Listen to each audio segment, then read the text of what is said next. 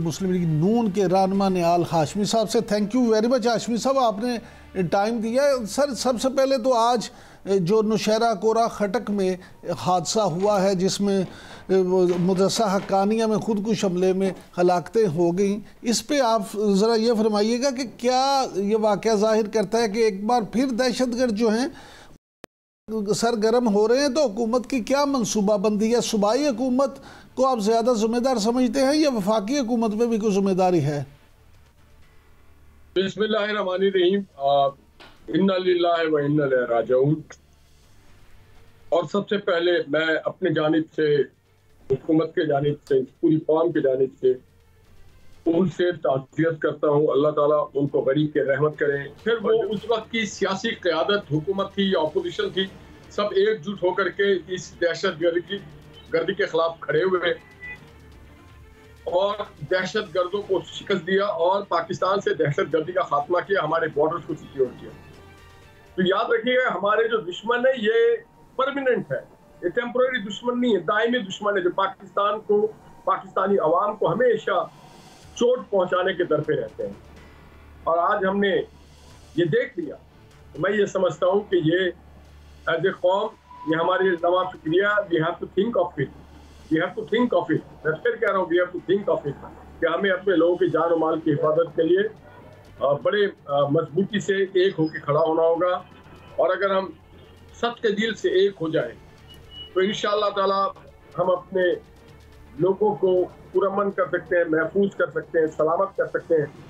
यही मेरी दुआ है। और मैं तमाम हुकूमती इदारों को, तमाम अवाम से भी अपील करूंगा और ख़ास करके उनसे भी मैं कहना चाहता हूँ, आपने पाया कुछ नहीं, आपने हमारे नफरतों के अलावा क्या पाया? आपने जुमे के दिन हमारे मदरसे और मस्जिद में हमला करते हैं, कितने बुज़दिल है आप। ये इस काम से बाज आ जाए। और जो अगर आप किसी के ईमा पे, किसी के एजेंट बन के कर रहे हैं, तो इस दुनिया के बाद भी एक दुनिया है जहाँ आपकी पकड़ जरूर होगी। अच्छा हाशमी साहब, अपोजिशन की कौमी यकजहती कॉन्फ्रेंस को आप किस नज़र से देखते हैं? वो तो ये कहते हैं कि जी होटल भी बंद करवा दिया, गेट फलांग के अंदर जाना पड़ा, तो हुकूमत इतनी खौफजदा क्यों है? ये आप उनके अल्फाज अगर कहना चाहते हैं तो मैं माफी चाहता हूँ। अपोजिशन जो अल्फाज कह रहे हैं आप ना कहें, इमरान साहब। मैं तो ये कह रहा हूँ कि वो कह रहे हैं। हाँ, वो सर ये तो वो शिबली, सर सुन ले, शिबली फराज साहब की बात सुन ले, फिर आप जवाब दे दें। सुनाए जी शिबली फराज साहब क्या कहते हैं। जो तहरीक तहफ़्फ़ुज़ आइन की कॉन्फ्रेंस थी, उसमें जिस तरह के फस्तायत का मुजाहरा किया गया, जिस तरह से जिस जगह पे हमारे ये कॉन्फ्रेंस होनी थी उसको सील कर दिया गया, इससे ये जाहिर होता है कि इनकी पेशेंस का लेवल है, इतनी घबराहट है कि ये एक कॉन्फ्रेंस का इनेकाद नहीं होना देते। ऐसी सूरत हाल में आप क्या तवक्को रखते हैं कि इनकी कोई अखलाकी हैसियत है? जी हाशमी साहब। सर देखिए, मैं तो कहता हूँ अपोजिशन मुत्तहिद हो, एक एजेंडे पे आए। और वो एजेंडा जो आपका पहला सवाल था कि बुनियादी चीजें पाकिस्तान के लोगों की जान और माल की हिफाजत करें, और दूसरा एजेंडा मेरे तरफ से आप उनको कह दें कि रखें कि how to improve the governance of KP. 12 साल हो गए उनको, वो अपोजिशन नहीं है, वो पाकिस्तान के एक बहुत ही फाल और बहुत ही अहम सूबे के हुक्मरान हैं।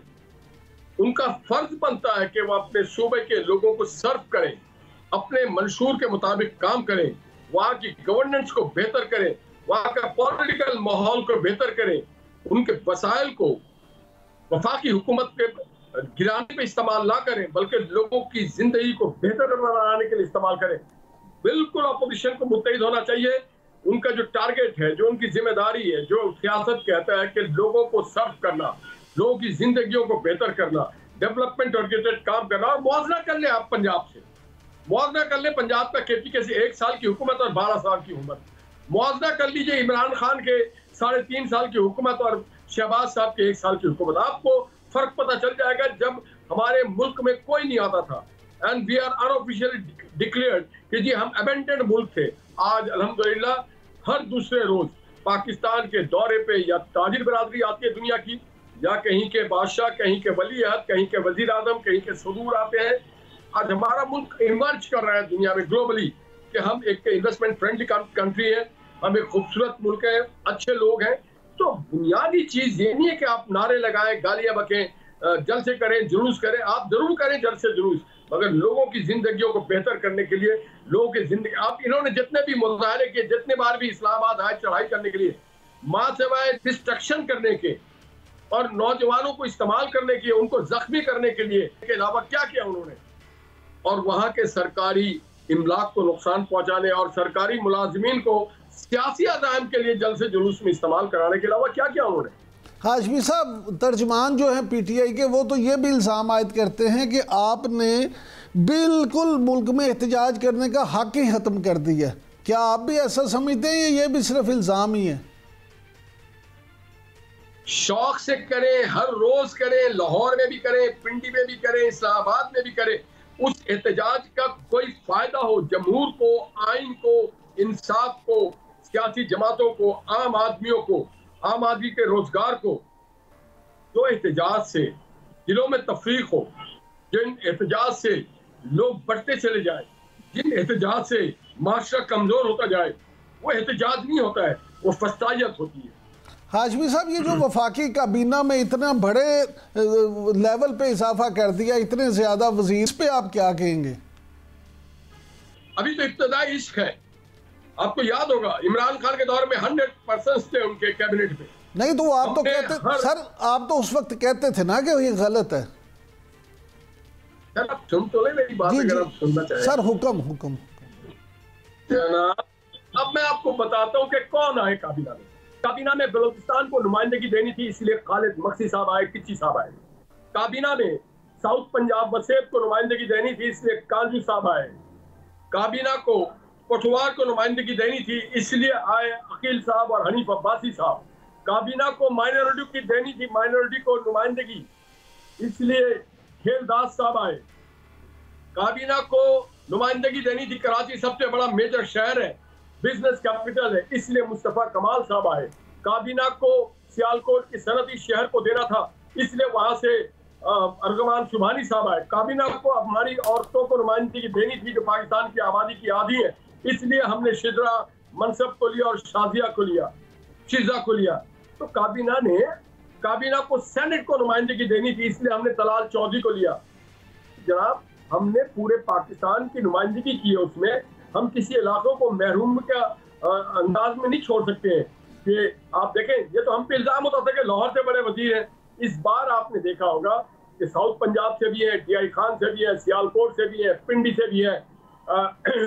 जो हमारे मजहबी लोग रखते थे, शाह इमरान शाह साहब, लोग हैं, और फिर नौजवान लोग हैं, फाल लोग हैं, जो डिलीवर करेंगे, पाकिस्तान के अवाम को सर्व करेंगे। तो सब परवेज खटक साहब को किस कोटे में ले लिया? KP के कोटे में ले लिया है और उनकी सियासी बसीरत के कोटे में ले लिया है। तो आपके जो इख्तियार वली खान साहब है, जो नाराज होकर बैठ गए हैं, उनका कोई बसीरत नहीं थी, उनकी कोई कुर्बानी नहीं थी, उनका KP से कोई ताल्लुक नहीं था। ये इख्तियार वली भी इंशाल्लाह हमारे दिल में है, दिमाग में है, आंखों में है, प्यार में है, और उनको लेंगे हम, और माजी में भी लेते रहे। और वो तो हमारा फख्र है, हमारी पार्टी का रीढ़ की हड्डी है। इख्तियार वली मियाँ साहब का बड़ा लाडला है। तो ये आखिरी शो तो नहीं है, इसके बाद शो होता रहेगा। इख्तियार वली भी आएगा, हमें तो सबको लेके चलना है। हाशमी साहब, एक जाती सा सवाल है, आप सिंध में जितनी आपकी इसमें कुर्बानियां हैं पार्टी के लिए, आपको भी फरामोश कर दिया? जी, मुझे फरामोश नहीं किया गया। देखिए, कुर्बानियां इसलिए नहीं दी जाती है कि आप उसके लिए सिला मांगे। जितने प्यार और मोहब्बत मेरी पार्टी ने, उसकी क़यादत ने मेरे साथ किया है, मैं उनका मकरूज हूँ और मकरूज रहूंगा। हम सियासत किसी हुसूल के लिए नहीं करते, कोई नौकरी के लिए, परमिट के लिए, प्लॉट के लिए। हम इसलिए सियासत करते हैं कि हम इस मुल्क की निज़ाम को बेहतर करें, इस मुल्क के लोगों के जिंदगी में बेहतरी ला सकें। अच्छा सर, एक ज़रा फरमाइएगा, पार्लियामान को 1 साल मुकम्मल हो गया, पीलडेट की रिपोर्ट आई है कि आप की जो इस 1 साल की कारकर्दगी है वो पिछली असम्बली से अगर पहले साल का मुआवजा करें तो उस हवाले से आपके लोगों की हाज़िरी भी कम रही। वो अगरचे कानून साजी हुई, लेकिन कानून साजी भी उस तरह से नहीं हुई और आपकी परफॉर्मेंस उस लिहाज से कम रही। तो क्या वजह है पार्लियामान में परफॉर्मेंस जो है वो आपके दौर में क्यों ख़राब हो गई? देखिए, पीलडेट के लिए बड़ा एहतराम है, उनका काम है रिपोर्ट शाये करना, और वो शाये करेंगे उसी बात की, उनकी तंजीम है, इसी बात को उनको पैसा फंडिंग होती है। मगर हम जवाब दें पाकिस्तान के अवाम को, हम जवाब दें उस पार्लियामेंट को, हम जवाब दें आईने पाकिस्तान को हम पिल्डेट को जवाब देनी है कि पिल्डेट ने अगर कह दिया तो पिल्डेट के मर्जी से हम पाकिस्तान के निजाम को चला रहे होंगे।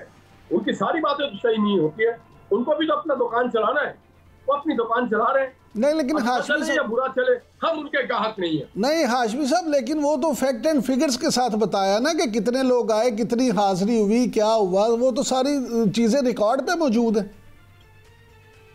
देखिए ये जो फैक्ट्स एंड फिगर है उसमें यही शामिल कर जरूर, पार्लियामेंट को चलाना सिर्फ हुकूमत का काम नहीं है, अपोजिशन का भी काम है। अब जरा फैक्ट एंड फिगर्स पे देखें तो अपोजिशन ने कितने बार पार्लियामेंट को स्मूथ तरीके से फंक्शन करने के लिए दिया, नहीं दिया है। कितने बार उनकी डिबेट हुई है आईनी तरामीम में या किसी भी बिल में, नहीं हुई। कितनी अवामी इश्यूज को उन्होंने रेज किया, नहीं किया।